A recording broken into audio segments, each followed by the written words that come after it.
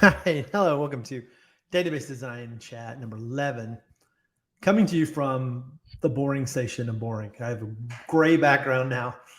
I will have this covered with pictures and things eventually. I just moved into this office yesterday. I tried to record this before I went away, before my office went away. And when I got to the editing tool, it's gone. And it was all garbly sounding. So I want to talk about a subject which is not boring. It's a subject that's near and dear to my heart. And the subject is naming.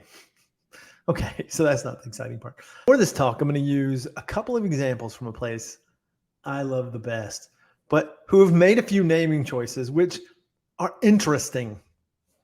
The first is an attraction called, and I'm sort of embarrassed to say it. Once you see it, you won't be able to unsee it either.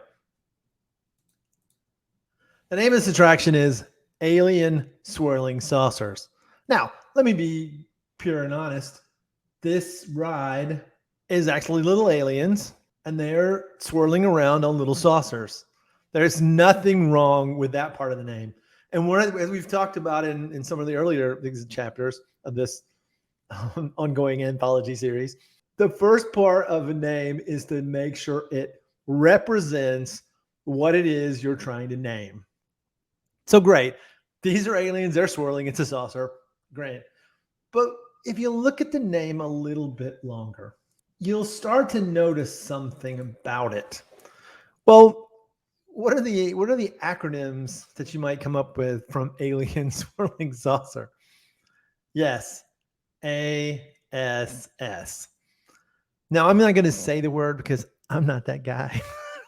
But yeah, this in the Diz Twitter community, this is a humorous thing people do. We shorten names, and when a name shortens into something like this, it's just too funny, and people will use it. And this ride is so kind of dull. It's a kiddie ride.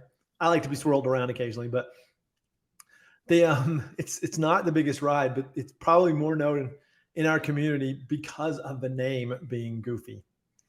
So think about that when you're really looking at your names. You're thinking something's going to be put out to your users.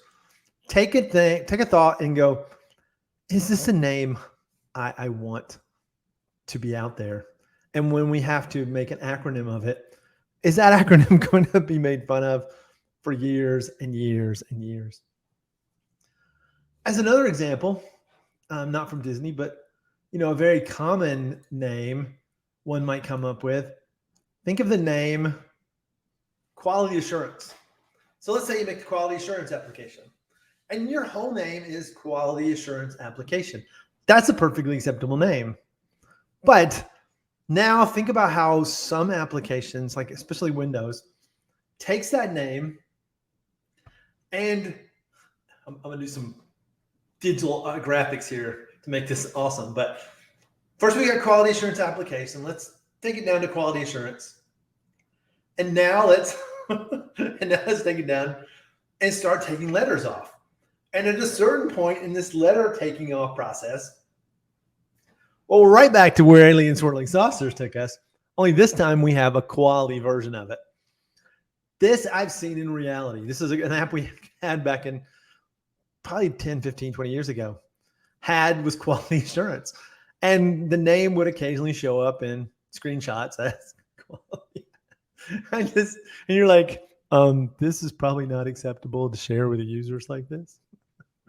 So you got to think of these things. You got to go through this. If it shows up in the wrong people's desktop and the wrong people see it, a big stink is made about the fact that you're looking at that sort of thing during the working hours. Okay, so that's right. We've got acronyms, we've got shortening. All right, so not every example of a name that's problematic is going to be immediately recognizable as such. For example, Disney has a set of festivals they do at Epcot. The Experimental Community Prototype of Tomorrow. Fantastic acronym. Fantastic. It's pronounceable. It has meaning. I don't know if they came up with the acronym first or the title first, but that's great. Like if they came up with the alien swirling saucer acronym first, that's a problem. Just saying, it's a problem. It's sophomore jokes are fun to maybe put in your code and hide as an Easter egg, but not as the primary name. Just don't do that. Some names aren't as immediately problematic. So let's say Epcot has a festival of arts. This name is frequently maligned and used because if you look at it, okay, so it's the FA or the FOTA, fine. But if you stare at this for just a couple of moments and you see arts at the end and you see an F at the beginning of festival, you have now come up with a hashtag that everybody can use. And this is the hashtag arts. And it's funny. Again, I'm a 13-year-old, just like everybody else, occasionally. And I see these things and I laugh, but I'm the person who named this. I don't want that to happen. I'm calling this the Arts Festival, the Epcot Arts Festival, Epcot International Arts Festival. I'm doing something so it's not so easily turned into a name that's going to be maligned. Again, it's funny, but this is what people do. And it's not always the person's name who did the name's fault. Let's be fair. People are going to fiddle with the names. They're going to come up with something funny to say. If it's a bad ride or a bad festival, okay. And it's not. It's fantastic. Okay, I can segue into a discussion of how much we love the festival, but that's a different vlog on a different channel. I check out the link tree and head over to my other areas if you're interested in that sort of thing.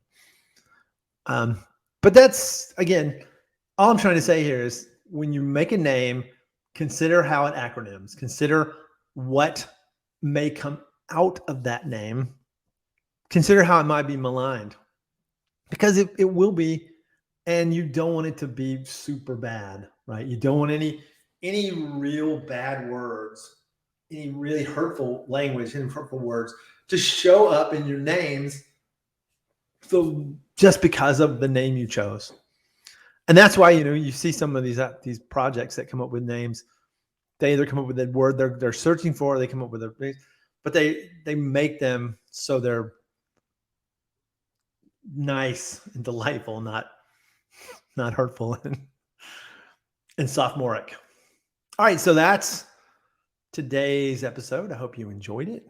I hope it brings up some ideas and thoughts when you're naming stuff beyond just the basics of, make sure it matches what you're doing. Again, both the names that I talked about at Epcot are perfect names to represent what it is they're doing, but they have this tendency to be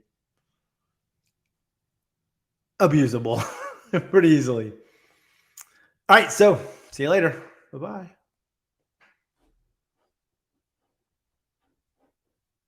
Hey, I actually made this short. I should go on another 15 minutes. What do you want to talk about? No, kidding. Bye.